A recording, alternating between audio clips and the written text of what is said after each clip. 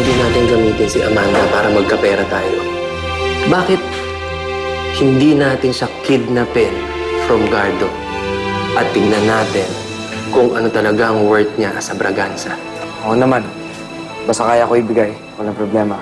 Sana patirahin mo ako dito ulit. Hindi bilang isang Braganza, kundi isang ina sa anak ko. Akin na nga yan si Amanda. Minsan ko lang gusto maging nanay nitong bata na to. Eh, may problema po yata eh. Kasi po nagpaalam po yung mag-ina na mamamasyal. Hanggang ngayon po, hindi pa po bumabalik. Gardo, may kumidnap sa amin lalaki. Sabi niya, kailangan mo daw kami tubisin ng 20 million, kundi papatayin niya kami ni Amanda.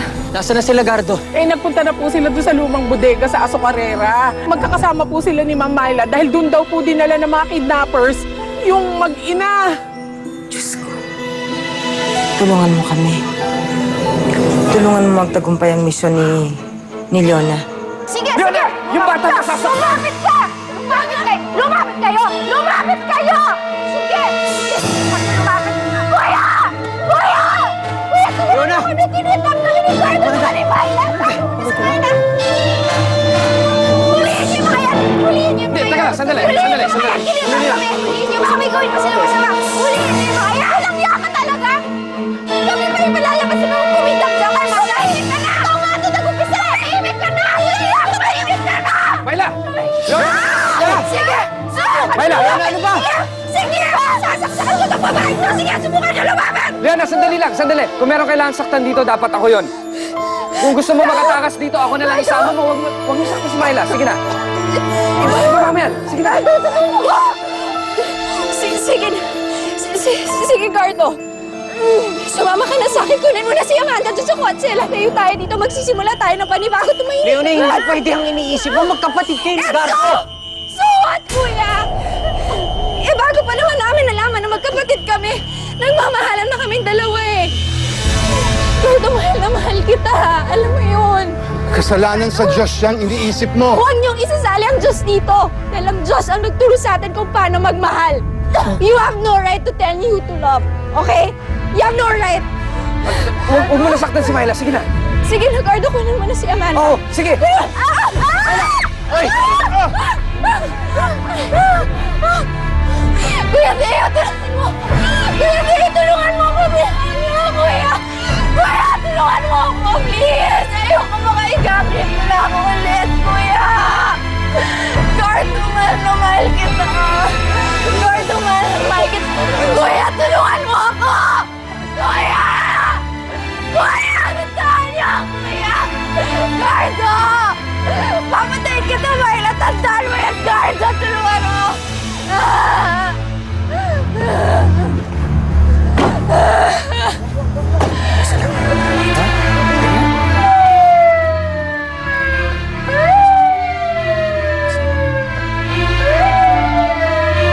Gardo, kung sa tingin mo si Mama ang may kagagawan nito, naniniwala ako wala siyang kasalanan. Huwag mo nang pagtakpan dito ang mama mo. Lalo niyo lang pinabibigat ang kasalanan ninyo sa akin. Sabi lang naman ako ng totoo. Sigurado ka? Oo. Para sa ikapapayapa mo, ako mismo ang magdadala sa kanya para maisuko niyo siya sa pulis. Pangako yan, Gardo. Miss Mila, bigyan niyo pa po ako ng panahon. I'm not a patient host, Mr. Rosales. I'm doing everything I can. It's not enough.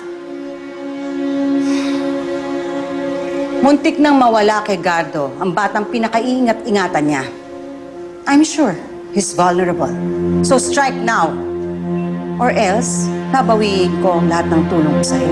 Pati na ang interes. Mr. Rosales, pinapangako ko sa inyo, walang kumpanyang tatanggap sa inyo kapag nagsalita ako. At wala na rin tutulong sa asawa mo. Yes, Miss Mila. Gagawin ko ang lahat ng paraan. Excuse me. Go. Pasok! Myla, kamusta na siya? Hindi ba mukhang na-trauma? Okay naman. Nakatulog naman siya na maayos kagabi. Halika na. Tulog ka na. Makapagpahinga ka na.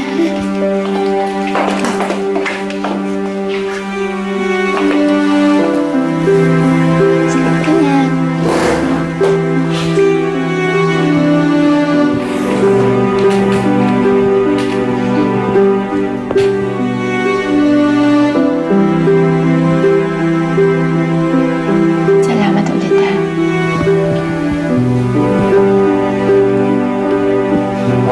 magpasalamat. Wala nga kami nagawa nung nag-away kayo ni Leone. Tignan mo, nagkasugat ka pa. Wala naman to. Malayo naman to sa bituka eh.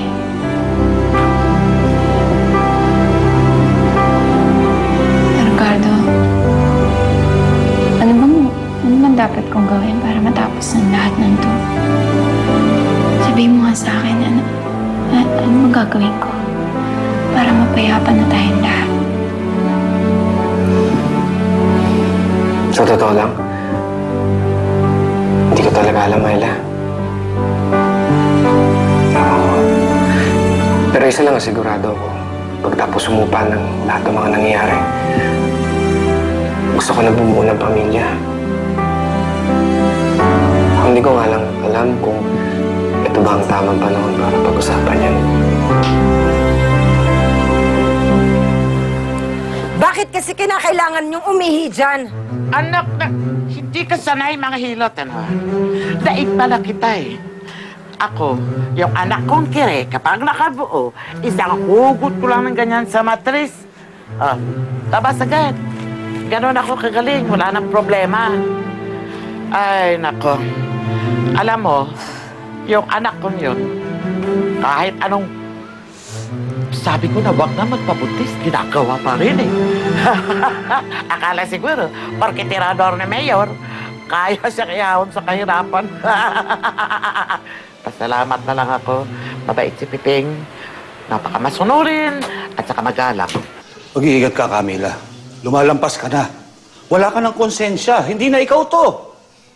Simon, sino ka para sabihin kung sino ako? Isang kaibigang handang tumulong sa'yo sa lahat ng laban mo. Hindi na ikaw to. At alam mo yan. Malayo na ang Mila noon sa ngayon.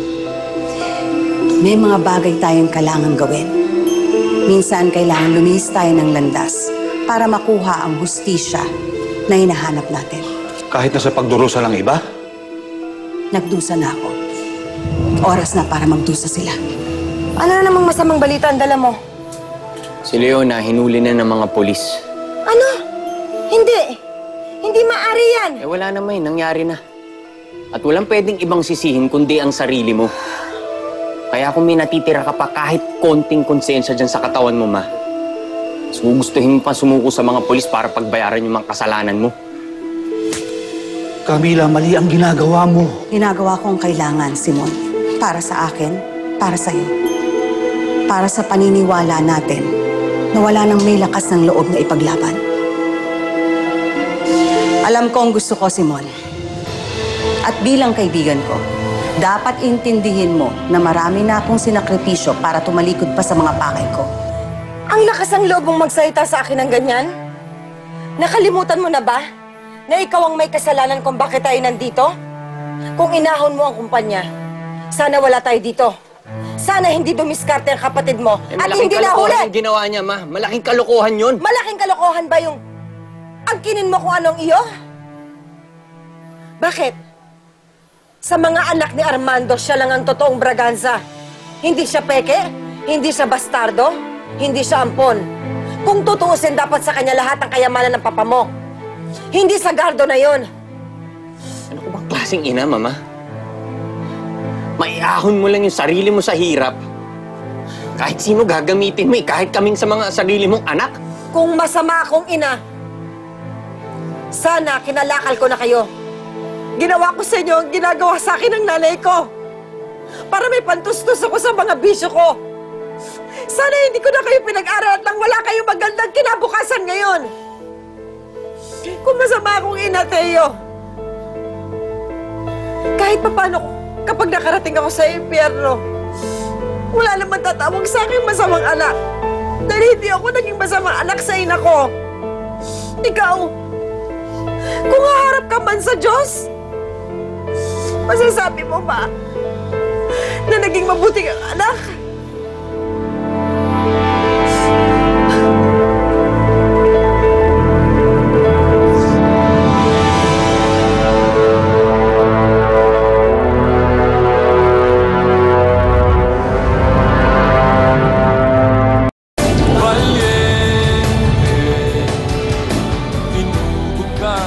So ano, kamusta ka naman? Okay naman ako. Talaga? Ay, eto. Pasalubong ako sa'yo. Naman to. Actually, dapat dahon ng bayabas para dyan sa mga sugat-sugat mo. Pero yan na lang. Ito talaga, nag-abala ka pa eh. Pumunta lang ako talaga para dalawin ka. You know, I just wanted to make sure na okay ka.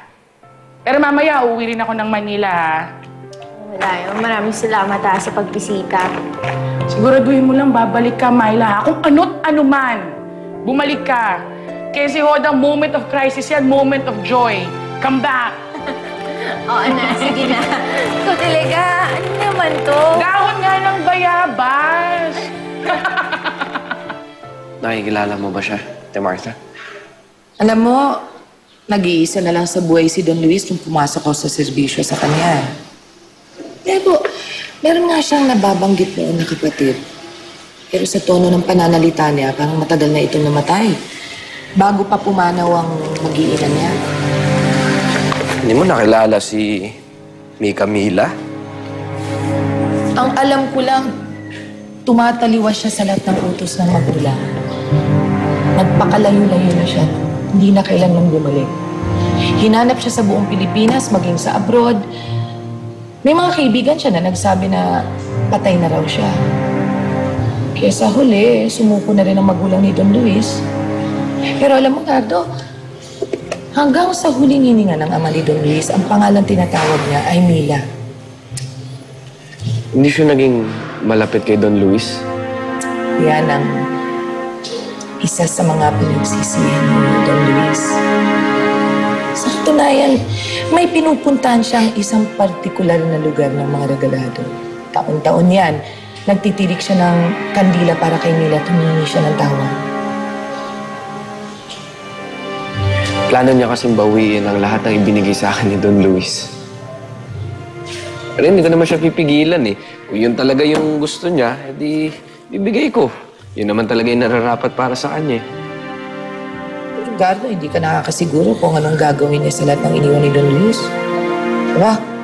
Hindi man yata pwedeng basta-basta baliwalain yun at mapunta sa wala ang lahat ng pinaghirapan niya. Ah, hindi. Ate Martha, hindi ko naman nahayaan niya na gawin yun. Si Don Luis naging ama sa akin. Hindi ko naman siya bibigawin. Ay, Myla! kuya! Oh, paborito mo. Halika, pasok ka muna. Sige. Ako, ikaw talaga. Tayo mo kong inaalagaan. Salamat dito, ha. Wala yun, ganun ka rin naman sa akin eh. Sa aming lahat. Myla, kilala mo ba yun? Yung lalaki nasa puno ng mangga. Kaya hindi, bakit? Si Miguel Magno ba kinausap ka rin? Hindi, bakit mo tinanong? Kasi simula nang kinausap ako ng Miguel na yan, parang may sumusunod sa akin. Kanina. Parang binabantayan tayo ng lalaking yun eh. Kaya ibig sabihin, napasundan tayo ni Miguel Magno? Ewan. Baka. Pero malamang sinusundan niya tayo para matuntun si Mama. Bakit, kuya? Alam mo ba kung nasan si Mama? Myla, ikaw ba? Kung sakaling makausap mo siya, papasukuin mo rin ba siya? Alam mo, kuya, sa mga pagkakamali niya, gusto kong sumuko siya na mapayapa. Pero makikinig ba yun sa akin? Hindi nga ako makontak nun eh. At hindi naman niya ako tunay na anak. Myla, daig mo pa ang isang tunay na anak o kapatid. Kahit ilang beses na nilang inagrabyado ang buhay mo, kapakanan pa rin niya iniisip mo.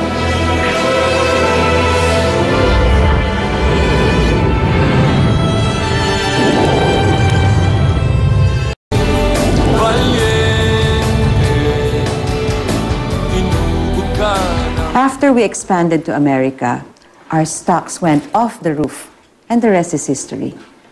For someone so successful like you, ma'am, hindi niyo ba naisipang talikuran ng lahat at magbuo ng pamilya? Magkaroon ng love life?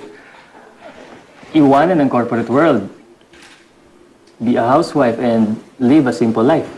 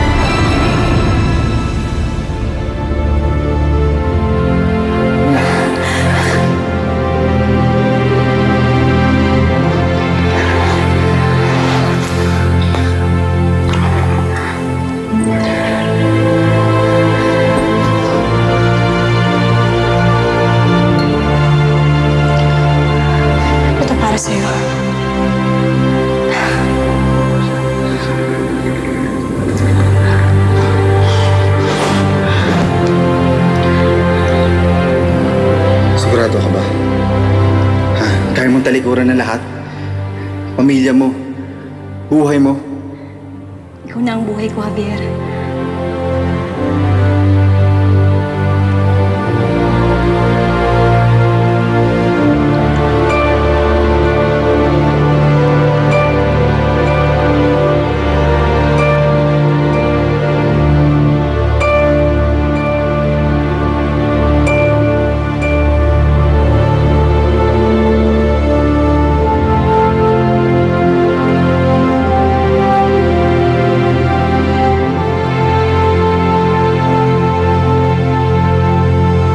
Walang iwanan. Higit pa sa habang buhay, ikaw ang aking kapalaran.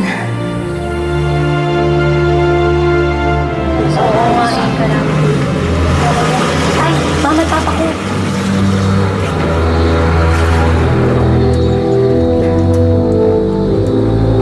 Halika na, buhay na tayo. Tama na! Tama na! Hindi kita binigyan ng magandang buhay para ibigay lang sa mga tulisan na baluktot ang paniniwala. Nakikipaglantari ka pa sa rebelde sa loob ng lupain ko. Wala ka bang utang na loob? Lahat binigay ko na sa'yo at sa kapatid mo. Hindi ko po kailangan na binibigay niyo. Ganyan ang pananaw ng mga naghaharing uri. Sa tuwing makikita ko yung mga magsasakang naghihirap para lang pakapalin ang yaman natin sa bulsa, nasusuka ako. Ang pamilyang ito ang pinaglalaban ko sa kalsada para lang makita niyo ang katotohanan. Hindi ako titigil na isigaw ng paulit-ulit na ibagsak ang mapang-ating uri. Naririnig niyo ba? Kayo yun! At gagawin ko ang lahat para lang mamulat ang mga mata ninyo!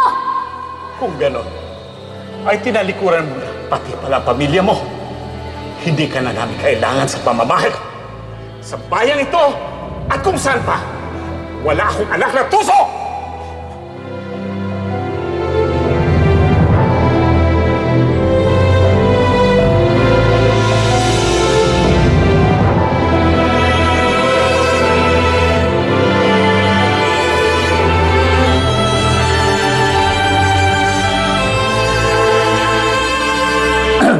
Miss Mila, I'm sorry. May naalala lang ako. I was asking you if you never dreamed of a simple life. I was never simple. Minsan ako nangarap na mabuhay, na malayo sa mundo na to. Pero may mga bagay na hindi mo maaalis sa sarili mo, kahit na ano pang prinsipyo na pinangahawakan mo. Are you saying that you went against your principles for this kind of life? Hindi. Hindi ako tumatalikod sa prinsipyo ko. Iba lang ang pamamaraan ko para matupad ang lahat sa ngalan ng prinsipyo ko. What a statement. Thank you very much, Miss Mila. No, thank you.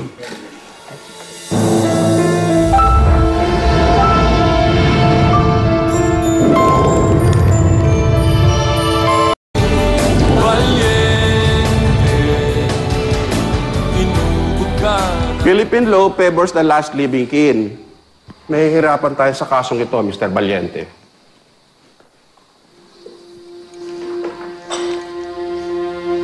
Welcome, Miss Mila. I'm glad to be here, Mr. Valiente. But I'm sorry I can't say the same for you. Have a seat.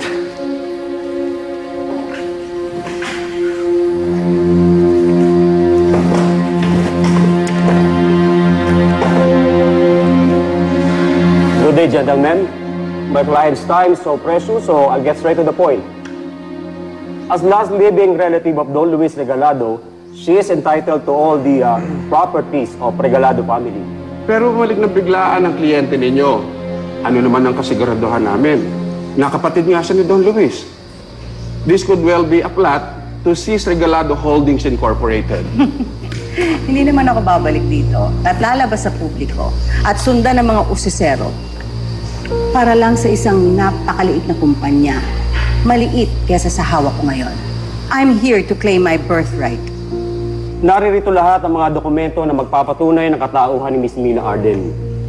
Documents from the Philippines, her migrations from the US, birth certificate, everything. We can even conduct a DNA test if this will not suffice. Pero mahabang proseso pa rin yun. Bukod pa dyan, meron kaming legal na kasulatan na nililipat ni Don Luis ang kanyang posisyon bilang chairman and CEO ng Regalado Holdings dito kay Mr. Valiente. Well, that may be true, but the shares Don Luis gave away are not totally his. Miss Mila, wala talaga sa isip ko na ang kinanang hindi akin. Ngayon, kung gusto nyo, idaan natin to lahat sa proseso. At pagkatapos nun, ibibigay ko sa inyo lahat, buong buo. You have sense, Mr. Valiente. Tama ka, may mga proseso tayong dadaanan. Pero bago ang lahat, I should have my property. Kunin mo na ang kinita mo sa serbisyo mo sa kapatid ko. Open ako sa settlement in terms of properties. Pero kailangan, ibigay niyo sa akin ang titulo ng Rancho Regalado. Kuya, nandito ka para palayain ako? Kuya, sige na, tulungan mo ko. Ayoko dito, kuya. Hindi ko kaya. Leona, pasensya ka na. Pero hindi ko magagawang pagpiyansahan ka sa ngayon. Kuya, do something about it. Bribe the police or something. Do something. Anything. I don't wanna stay here. Hindi naman kita matutulungan hanggat hindi mo titigilan si Gardo at si Myla. Leona, hindi mo ba nakikita kung paano mo pinahamak ang sarili mong anak at sinaktan ng kapatid natin? Kuya, not once, never in my life did I treat that brat as my daughter. Hindi ko anak yun. She's just a reminder of the past experiences I've had in my life. Lalong-lalo na hindi ko kapatid si Myla dahil hindi ko siya katubo. Ampon lang sa sampid. Ikaw ang sampid sa pamilya natin, Leona. Sa ginawa mong pagtataboy sa sarili mong anak at kapatid, parang tinaboy mo na rin ang mga taong nagmamahal at kumakampi sa'yo. Pasensya ka na pero mag-isa ka lang dito. Kuya, please, tulungan mo ko. Hindi ba sinabi mo sa akin hindi ako totoong braganza? Hindi ko naman sinasadya. Kaya wag mo na rin akong tawaging kuya. Pwede yun! Kuya!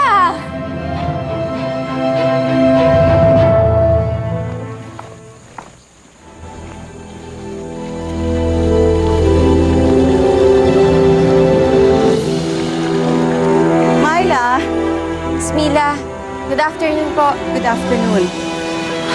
Tinahanap kita kay Gardo. At ang sabi niya sa akin, hindi ka dito nakatira sa mansyon. Bakit po? Yayayain sana kitang kumain sa labas. Pero si Gardo po... Yung namamagitan sa amin ni Gardo. Wala yon. Lahat yun ay material. Wala akong sama ng loob sa kanya. Bago lang ako dito. Kararating ko lang. Wala akong pamilya. Kailangan ko ng kaibigan.